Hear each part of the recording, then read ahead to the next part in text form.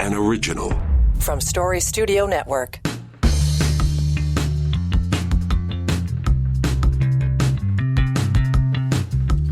Well, here we go. Look at that. It is we're well past the middle of July already.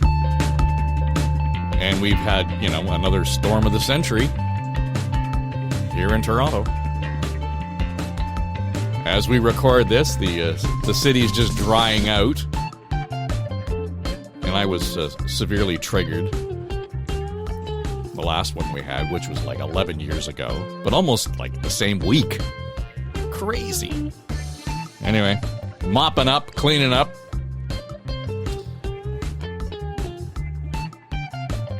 And there'll be lots of questions to answer about, the Don Valley Parkway closure and all that stuff. So here's what we're going to do. We had planned this week to do a report card conversation on the first year in office of Mayor Olivia Chow. But it being one WFW, one wild fucking week in the United States, we thought we should put the brain power of our comms panel to that right now. And we're going to actually just put the conversation around Mayor Chow's first year in office 2 weeks from now, because that will coincide with the final session of City Council, punctuated that way. And they're in recess until, I guess, probably it looks like the first week of October. So now there are committee meetings and stuff going on, but other than that. So we want to weigh in on what's been going on stateside, because I don't know anybody who just has had their head in the sand and not really realizing what's going on. And of course, 2 weeks ago, we thought, how bad could it get when we looked at what happened with Joe Biden and the circumstances around the debate. Will he run and will he stand for? Well, guess what? They finished that conversation in a hurry. So just to bring you back to around the dinner hour on Saturday night, we ended up with my phone kind of going crazy, and I expect everybody else's did. And this was the outcome. And that's a little bit old, that chart. That chart's a couple of months old. And if you want to really see something that said, take a look at what happened.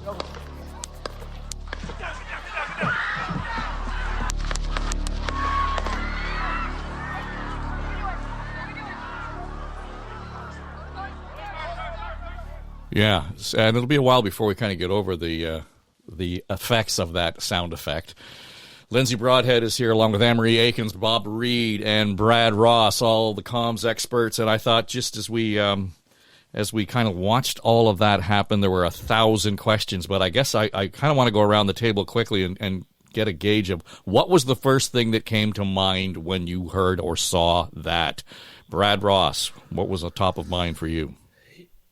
I guess it was, I wasn't, honestly, Dave, I was not surprised. I'm surprised it actually, we hadn't seen something like this sooner, whether it was Trump and or Biden or even President Obama. I was quite surprised. So I think, the Secret Service, and the next thing that really pops into my mind is what is the Secret Service going to say? And I think we have yet to hear from them. So lots and lots of questions, as you say.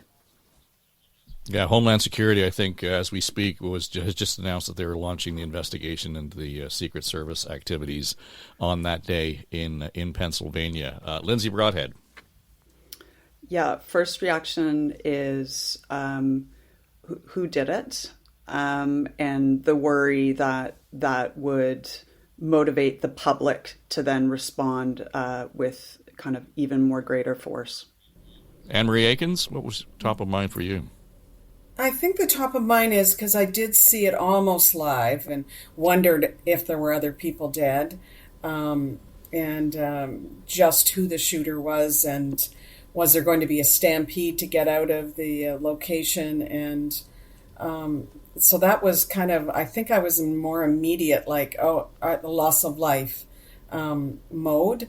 And then later, many more questions came. But like Brad, the political discourse is such an extent in the, most especially in the U.S., but seeping here, is just so negative and hateful right now that, I'm surprised it didn't happen sooner to whoever in politics. Bob? I was surprised because my initial reaction was, geez, I hope he's okay. And I think Trump's a dirtbag.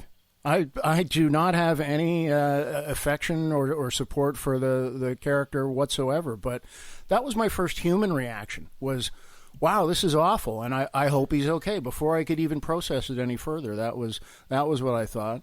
And then, like Lindsay, I was also then immediately concerned about, is all hell about to break loose now? Are all the MAGAs and their guns going to come out of the woodwork and decide they're going to get revenge? Like that could have gone in so many ugly directions. And still with the theme of surprise, I'm pleasantly surprised that it seems like it's calmed down pretty fast. There doesn't seem to be any, calls for revenge or anything stupid like that going on. My first reaction, because I got a notification on my phone through a social media feed, and it took me to a video short, and it said, this breaking news, this has just happened, and it showed the video that we played the audio from. My first reaction was, this is bullshit. Somebody has cooked this video up. And then I went to other sources. I went to the BBC. I went to the Globe and Mail. I went to CNN. I went to, various, and they all were carrying the same thing. Turned the television on, flipped around. Okay, this is real. Now, here's the funny thing I found, Brad, is when I went to the cable news, of course, they're all over it. When I went to the local news, NBC, ABC, CBS, Fox, everybody had broken into their programming on a Saturday night to cover this, except the local Fox station. They were carrying the ball game. Right. And I don't know what that says about this situation, but to me, it spoke to my immediate reaction was somebody cooked this up. And I saw that all over social media. He staged this. That was a conversation. And I thought, that nobody's taking a bullet for that, just to give him, a boost in the polls or whatever it might be. And then somebody said, well, yeah, but there are people who have these vests on and they blow them up. I said, yeah, but they don't blow up the Ayatollah. Right? So it was, to me, that was the first shock I had to get over. It probably took me about 5 minutes to really process it and say, wow, this shit's real. The conspiracy theories have been off the chain for sure, and I think that's a function of social media, where everybody who has a thought decides to share it with the world, and some of them just crazy, from frankly, not to offend anybody, but from God saving Trump, God save Trump. That was Marco Rubio, a senator, or this is on Biden's order. That was from a congressman, Mike Collins. I mean, these are actually elected officials who are espousing this stuff. And to my colleagues' points here, I was actually surprised that this is, if he had been killed. To Bob's point, things have calmed down. But if he were killed, God knows what that country would be going through right now. So. And then the photo or the image shortly after, when the Secret Service were trying to rush him off the stage, I think with his fist in the air and screaming fight with blood on his face, is indelible. So I think more to come on all of that. Bob, you've worked on various campaigns and so on, and given advice to those who are front and center on that. And I wonder, what's going on in that war room? Once they know Trump is okay, what was the political calculus going on in the back room, do you suspect?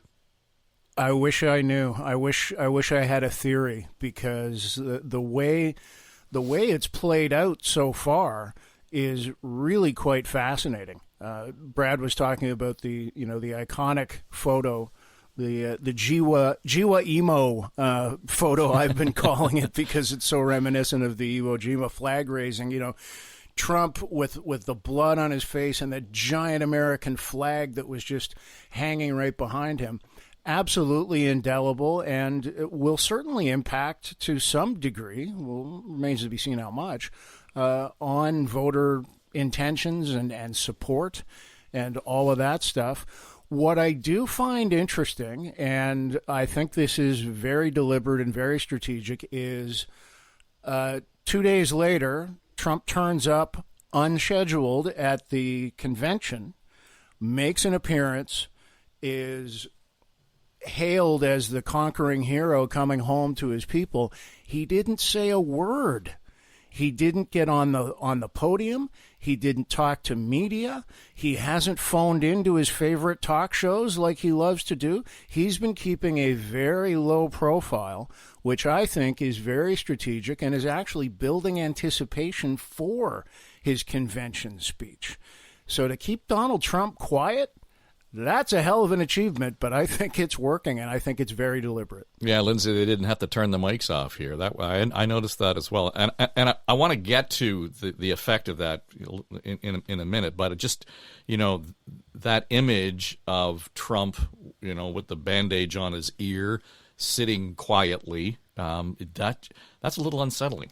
This is all unsettling, and this is a story of images. Like Brad just said, it was an indelible moment. It's this iconic moment. That is the picture that will stick with him.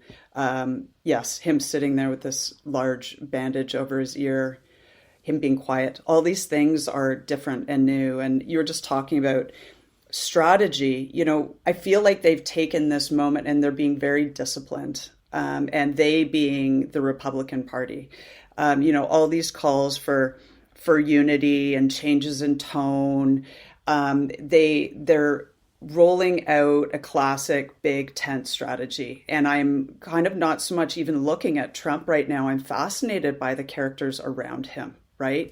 Yesterday with Nikki Haley saying, you don't have to agree with Trump 100% of the time to vote for him, right? It all feels these painful turnabouts, even his VP candidate, which I'm sure we'll get to, but everyone's being very, very disciplined.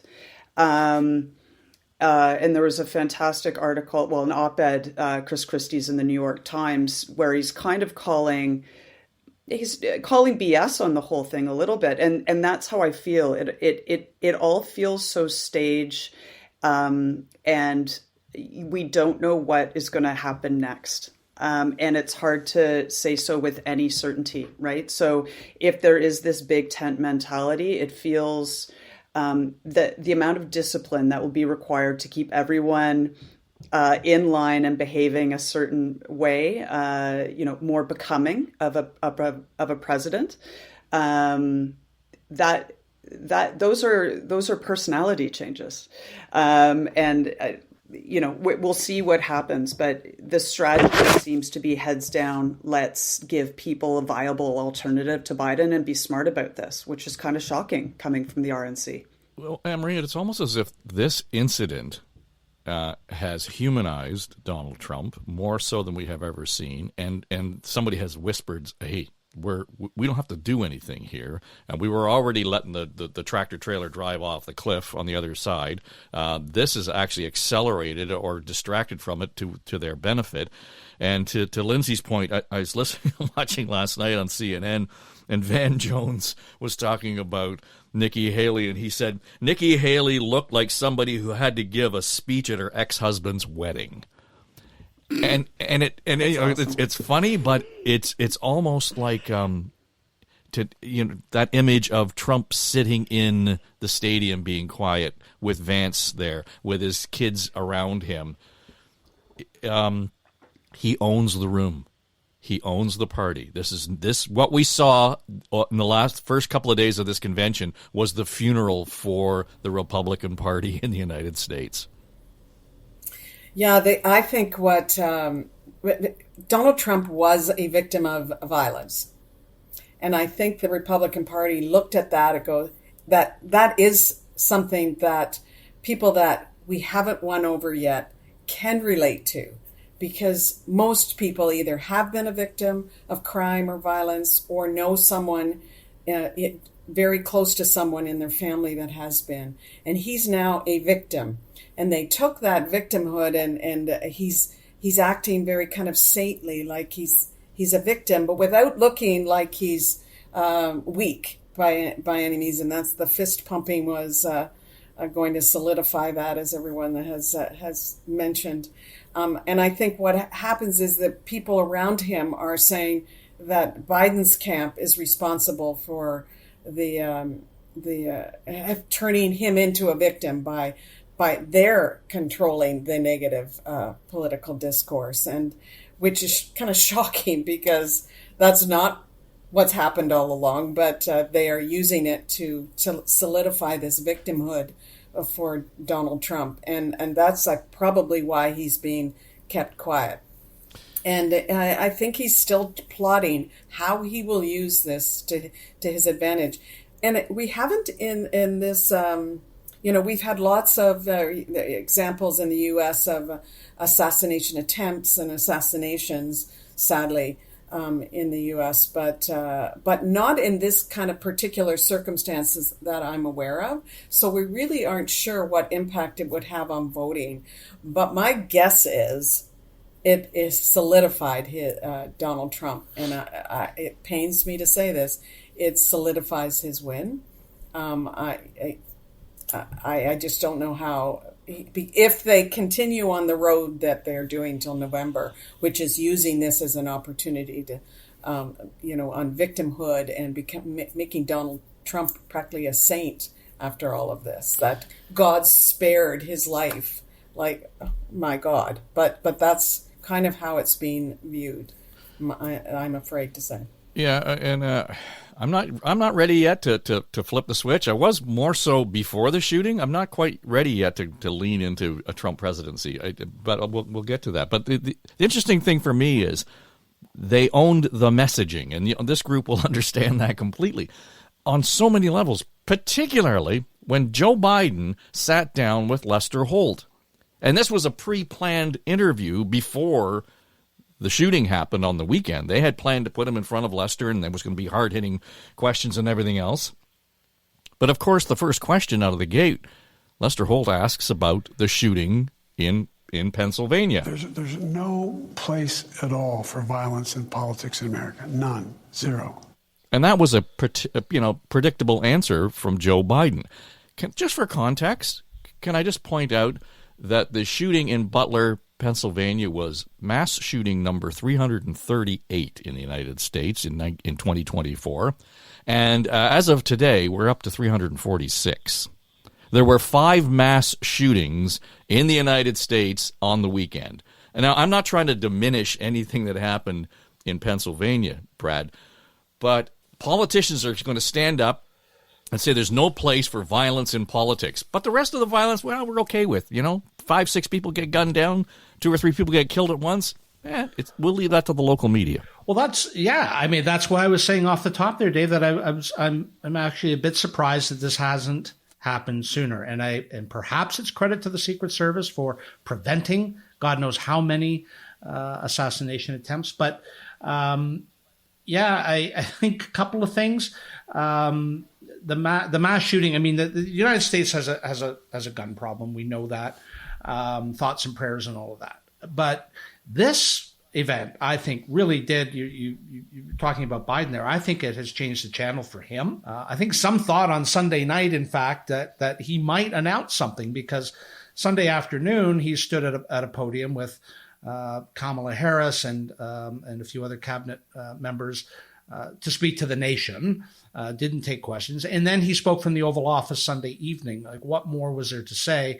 And so I think there was some suspicion that he may make that announcement. I mean, perhaps it was wild speculation, but it's all about, now with the RNC underway, or the convention underway, and image and all that imagery that we've been talking about, the channel politically from a communications perspective has changed significantly. Bob, the conversation, as Brad points out, has changed, and to me, what I'm seeing is now Biden, I think Brad's right. The challenge for him now is he's trying to shore up his base. He's not in a place where he's trying to, get voters who are soft. On the other hand, Trump is having to do very little and has probably gained an edge in some of those leaning voters. I realize the national polls are saying they're pretty close. The national polls are pretty much meaningless. But if Biden has to keep going and working his tail off just to shore up the Democratic base, they're done. And he's going to be rhetorically challenged now going forward because the rules of the game changed with the shooting in terms of the temperature and the tenor of rhetoric that is now acceptable, or that's now unacceptable, if you will. After that, there's a heightened sensitivity about even, throwaway comments, which I'm sure Biden's was, about putting a bullseye on Trump. That's what the Democrats needed to do, was put a bullseye on Trump. He wasn't saying that literally. He wasn't saying put him in the crosshairs of a firearm. But there's an example of a line that you can't cross anymore, or you're going to get called out on it. So as he tries to rally his forces, as he tries to remind everybody of the chaos and peril of the last Trump presidency and what another one might look like, he's going to be a little bit handicapped, I think, in terms of how far he can push the envelope going forward. So it'll be interesting to watch those nuances play out. And very quickly, in his initial comments to the media right after the shooting, I found it very telling that he didn't refer to the former president. He didn't refer to my opponent. He didn't refer to Mr. Trump. He called him Donald. Mm-hmm. When was the last time you heard that? And I thought, very well played, because this is, as Anne Marie said, this is an individual who was a victim of violent crime. He's a human being. His name is Donald. I thought that was very deftly played in that moment. And even to that point, Bob, the next thing out of his mouth was, "I'm going to call him, and I'm going to make sure we touch base with him," and did so. And again, this sounds snotty, but I'm not sure Trump would have done it the same way. No, probably not. Probably not. Yeah. But I also believed Biden when he said, "I hope to be able to speak with him." Yeah. It wasn't just, I'm going to call him. We're trying to get in touch. I hope I get to speak with him soon. Mm-hmm. Yeah, as if he was being respectful and wanting to make sure that he wasn't intruding on it. I think you're right. And Lindsay, though, I think the idea that the game, the rules have changed, probably again favor Trump, favor the Republican campaign, only because it almost mitigates or nullifies all of the crazy ass shit that Trump has said over the last 8 years. You can't bring that up anymore. Even Lester Holt said that when he was talking about turning down the heat, and Biden's answer was, "Well, what do you say about a guy who says this and this and this and this?" And Lester says, "Well, doesn't sound like you're turning the heat down." Well, how do you talk about this if you can't talk about what he said before? That's right. And herein lies the great irony. This is why this is so fascinating from a comms point of view is, we're talking about these really powerful tools, like silence is one of the most powerful communications tools. The longer he's quiet, no one can respond to any new content he's putting in the ether. And also their hands are tied from commenting, as you say rightly, about the past. So there's this irony that the very man who has frankly incited violence, right, who has acted poorly beyond measure that anything we've ever seen, notwithstanding all of the criminality of a lot of it,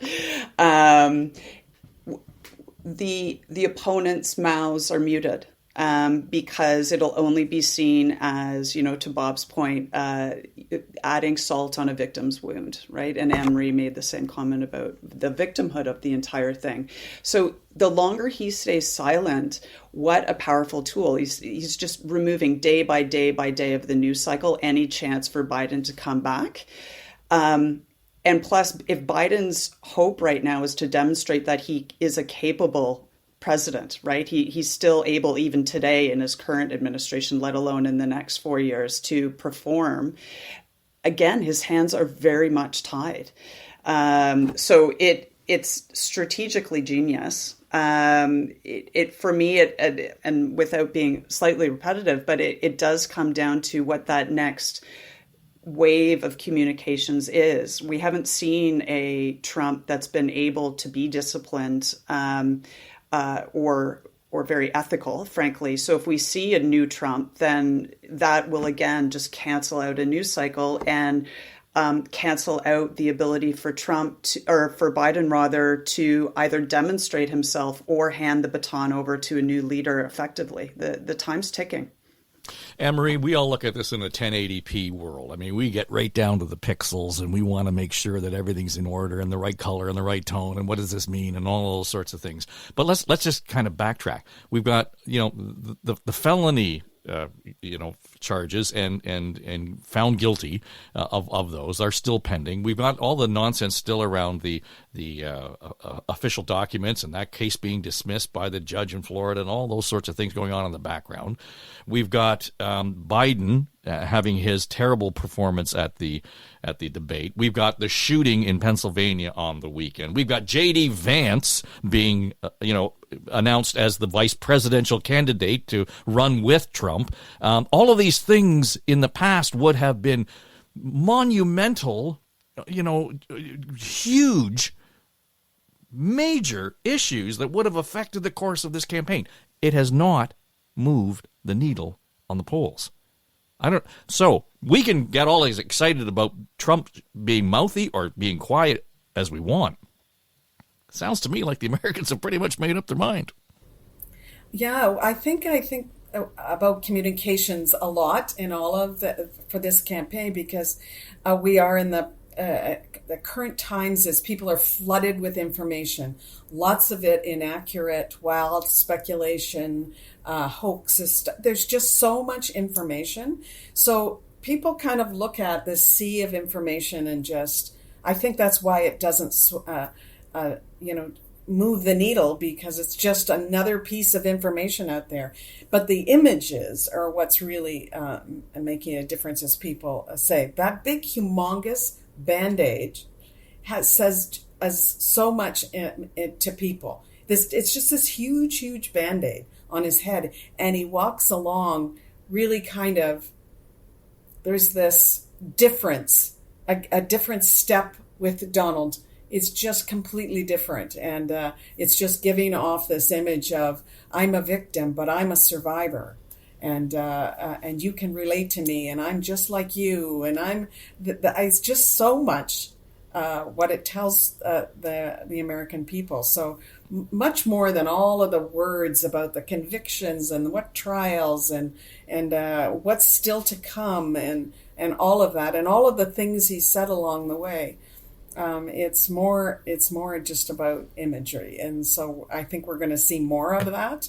And the image of Biden is also staying with people, as much as we're not talking about it right now, about his age and how he performed, and that image of him in his little old man shuffle that he has, and the facial expressions he makes, and then even beyond the words that he says or missays over and over again, it's the images that it's really kind of impressing upon the American people more than anything.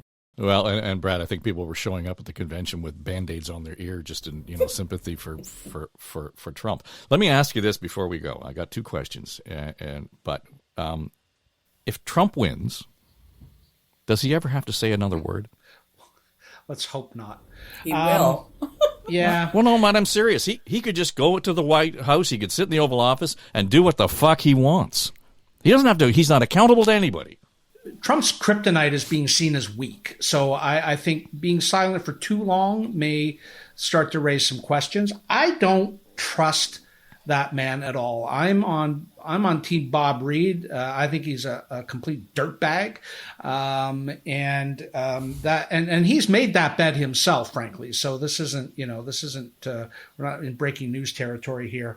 We're talking about this giant bandage. I honestly want to know what that injury actually is, because if he were president, then that there would be full disclosure. There would have to be, because it's about the office now, not the person, right? So this is the man who holds, the nuclear codes, the commander in chief, et cetera, et cetera. What exactly is that injury?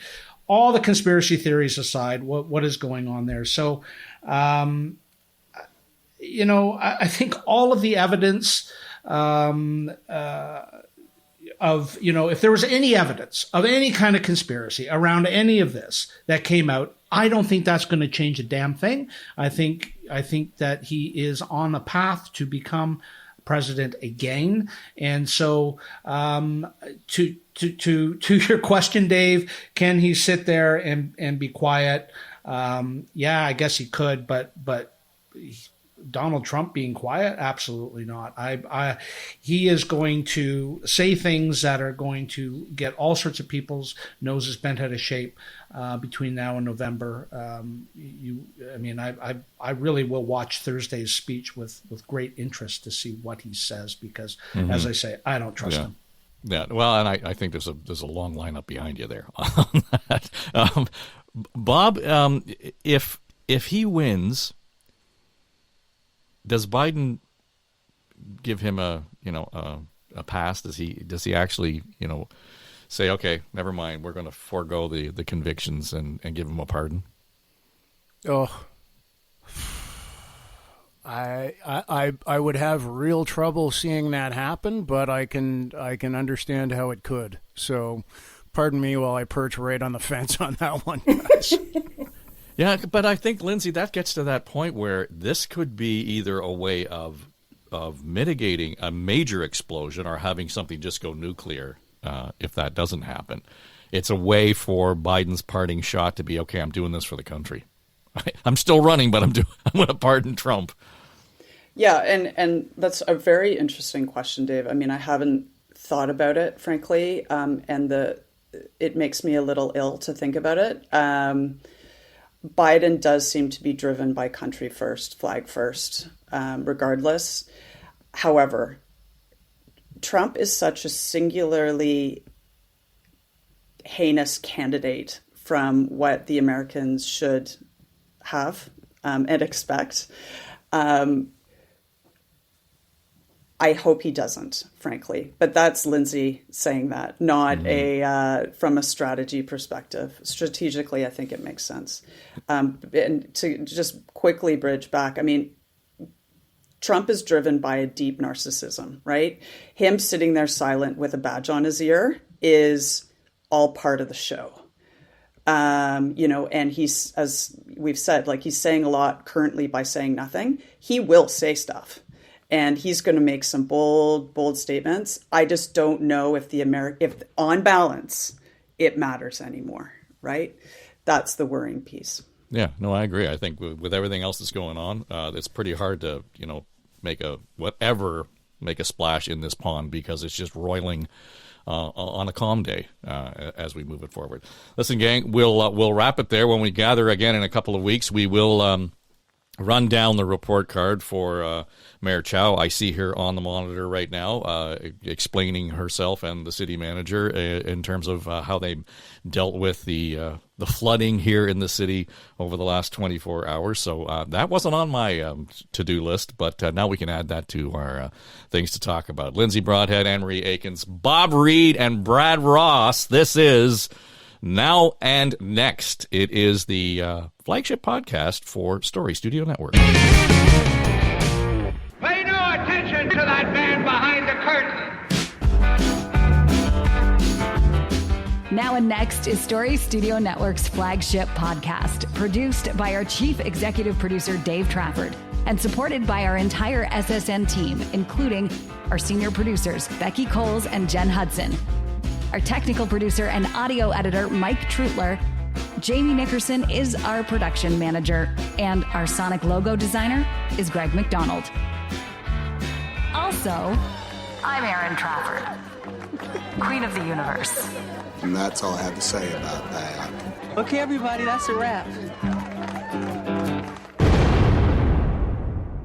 This is SSN. Story Studio Network.